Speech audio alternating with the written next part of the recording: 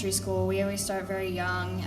They introduce us to a bunch of instruments. They normally start us off with like recorder or something, but probably when I was in 3rd grade, they brought in a high school ensemble to come and play for the elementary school, and I got really excited because I got to see all the shiny new instruments.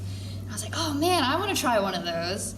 So they actually allowed us to pick up some of the instruments and try them out. And funny thing is the instrument I play now isn't even the one that I started on, but it's just such a great experience also to try new things, and then once you finally join the band, to just be a part of something and make music together and experience it and discover new things together. It's a lot of fun.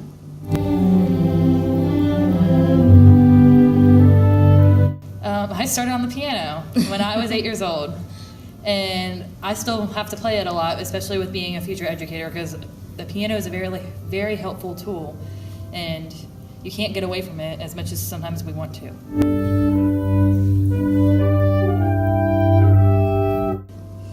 How many? Oh my goodness, we might be here a while. Just a wide variety. I did a lot of observations and working with students from middle schools and high schools through like marching band, stuff like that. So I've picked up a lot of instruments on the way to help better aid my students when I become a future educator, to be able to relate to them and be able to help them on a level that they understand. So I've picked up quite a few. So.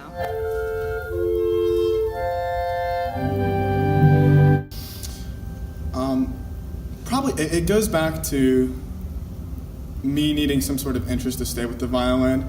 Definitely playing within those solo lessons, it was one of those things for the longest of times where I'm like, okay, this is what I have to do. You know, you should be musical. It helps develop that creative side of your brain and everything.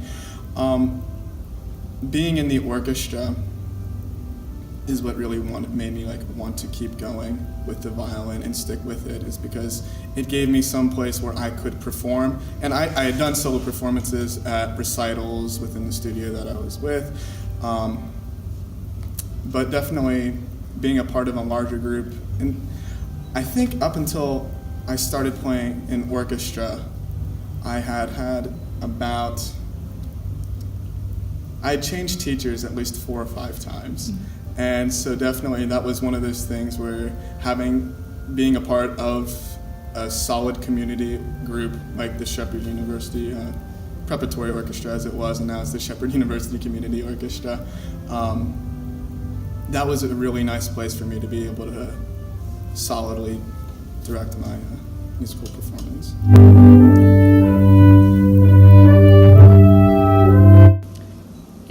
It's been a great experience because you get all different ages and backgrounds. You know, like we're in college, but then you get kids that are maybe in middle school or those that are retired from their professions. So you get a lot of influence in different backgrounds in the orchestra.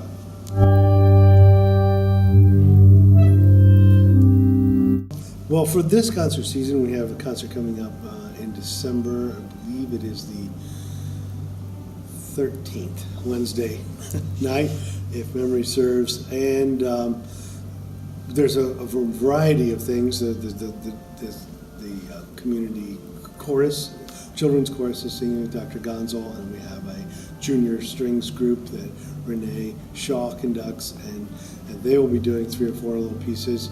I'm not sure what their repertoire is, but for the senior orchestra, which I'm one of the 2 conductors of, we're doing 5 pieces. This we're doing an adagio, a Baroque piece by Albinoni, with organ and strings only, and so it has a really interesting flavor because it harkens back to, you know, obviously the time of Bach as a contemporary there. So it's written in a different style and a different way that the strings learn to play. We're doing the first movement from Schubert's Unfinished Symphony, which was written right at the sort of end of the classical, beginning of the Romantic period, with sort of as times were really changing. And so it has some really interesting ideas in it, a lot of really interesting use of wind and string colors. So they're preparing that. I'm doing a classical overture by Rossini, of course, a famous Italian who did The Barber of Seville, or if you watch watch cartoons, The Wabbit of Seville, right?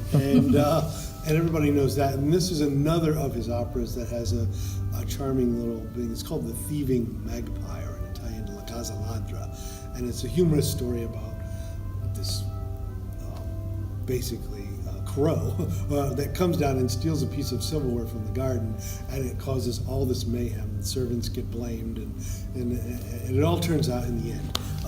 But it's a cute little overture, fun, and it has a lot of energy and interesting sounds for it. And so a good classical set there.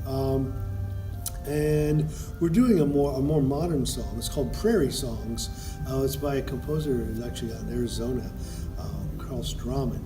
But it has sounds a little bit like Copeland, if you're used to that sort of open prairie kind of sound. There's a lot of soloistic kind of voices, and then this very robust kind of, almost a little ragtime kind of jazzy kind of feel to it. So it's a real variety of program. And the last thing we're doing on our concert is a sing-along, a Christmas sing-along. We've never done one before. We're combining the choir, the junior strings, and the senior strings for one big razzmatazz ending and audience involvement. And so we're hoping that it's a fun way for them to end a concert in December and kick off the holiday season and celebrate all the work that these students have done.